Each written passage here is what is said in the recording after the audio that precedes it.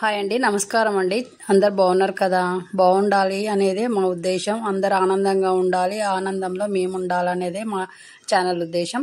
అలాగే ఈరోజు మనము ఈ వీడియోలో ఒక చిన్న విషయం తెలుసుకుందామండి. ఏంటంటే చాలా మందికి అప్పుల బాధ, ఆర్థికంగా ఎదగకుండా ఉండడము, అప్పులు చేసినవి తీర్చలేకపోవడంతో బాధపడుతూ ఉంటారు. దానికి ఒక చిన్న పరిహారము, రేపు గురువారం కదా, ఆ రోజు చేసే పరిహారం ఒకటి చిన్న తెలుసుకుందాం. ఏం ఖర్చు లేకుండానే ఈ పరిహారము ఒక 3 గురువారాలు చేస్తే కొంచెం ఆర్థికంగా ఇబ్బందులు పోయి అప్పుల బాధలు పోతాయని పండితులు చెప్తున్నారు. అదేంటో ఇప్పుడు తెలుసుకుందాం.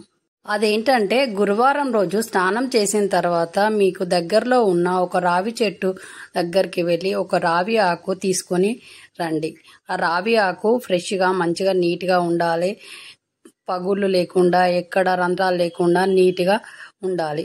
ఆ రావి ఆకు తీసుకొచ్చిన తర్వాత మంచిగా కడిగి గంధంతో చిటికన వేలుతోటి స్వస్తిక్ వేయాలండి. స్వస్తిక్ వేసిన తర్వాత ఆ స్వస్తిక్లో 3 గళ్ళు వస్తాయి కదా, దాంట్లో కూడా గంధంతో బొట్లు పెట్టేసిన తర్వాత ఆ రావి ఆకును మీ దేవుని మందిరంలో లక్ష్మీమాత ముందైనా, విష్ణు దేవుడి ముందైనా, లేదంటే శ్రీరామచంద్రమూర్తి పటం ముందైనా, లేదంటే వెంకటేశ్వర స్వామి పటం ముందైనా, ఏ దేవుడి ఫోటో ఉంటే ఆ దేవుడి ఫోటో ముందు పెట్టి పూజ చేయాలండి. ఒక బెల్లం ముక్క కూడా నైవేద్యంగా పెట్టాలి. ఆ రావి ఆకు ఎలా పెట్టాలనంటే, తొడిమ అనేది దాని తొడిమ చివర ఉంటుంది, అది దేవుడి వైపు, రావి ఆకు మొదలు అనేది ఇటు సైడ్ మన వైపు చూసేటట్టుగా పెట్టాలి. అది ఆ గురువారం రోజు మొత్తం దేవుడి గదిలోనే దేవుడి పటం.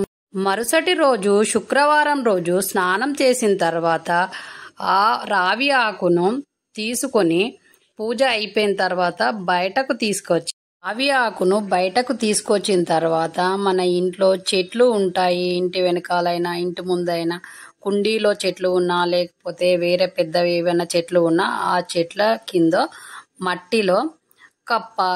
మట్టిలో వేసి దాని మీద ఆకు మీద మట్టి వేయాలి. అది ఎలా వేయాలి అనంటే, స్వస్తిక్ గుర్తు అనేది పైకి ఉండాలి. ఆకును పెట్టినప్పుడు స్వస్తిక్ గుర్తు వేసి పైకి వచ్చి ఉండేటట్టు ఉంచి కొంచెం గుంతలాగా తీసి పెట్టాలి. పెట్టి దాని మీద మట్టి వేయాలి. అలా 3 గురువారాలు చేయడం వల్ల క్రమక్రమంగా ఆర్థిక ఇబ్బందులు పోయి, అప్పుల బాధలు పోయి, అంత సుఖ సంతోషాలతోటి ఉంటారు. ఇలా చేస్తే మంచిదని పండితులు చెప్తున్నారు కాబట్టి అలా చెయ్యండి. అప్పుల బాధ ఉన్న వాళ్ళు, ఆర్థికంగా ఎదుగుతలేమని బాధపడుతున్న వాళ్ళు, పిల్లలు పురోగతి చెందుతలేరని బాధపడుతున్న వాళ్ళు ఇలా చేయడం వల్ల తొందరగా సమస్యలన్నీ సమసిపోతాయి, అందరు బాగుంటారని పండితులు చెప్తున్నారు కాబట్టి ఇలా చేయండి. మంచి జరుగుతుంది. మంచి జరగాలనే కదా మనం చేసేది. ఇలా చేయడం వల్ల మంచి జరుగుతుంది అన్నప్పుడు చేస్తే తప్పేం లేదు కదా. చేసినప్పుడు మంచి జరుగుతుందని మనం నమ్మకంతో చేస్తే ఏదైనా మంచి జరుగుతుంది.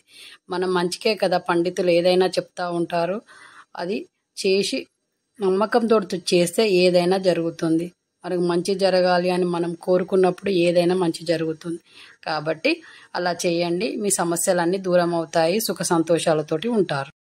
మళ్ళీ నెక్స్ట్ వీడియోలో మళ్ళీ కలుద్దామండి. అంతవరకు జై లక్ష్మీమాత, జై లక్ష్మీమాత, జై లక్ష్మీమాత. అందరూ సంతోషంగా ఉండాలి, అందులో మేము ఉండాలన్నది ఛానల్ ఉద్దేశం. అంతవరకు సెలవు.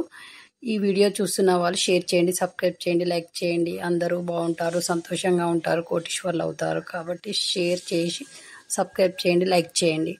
అంతవరకు సెలవు. మళ్ళీ నెక్స్ట్ వీడియోలో కలుద్దాం. సర్వే జన సుఖినో భవంతు. జై శ్రీరామ్, జై శ్రీరామ్, జై శ్రీరామ్.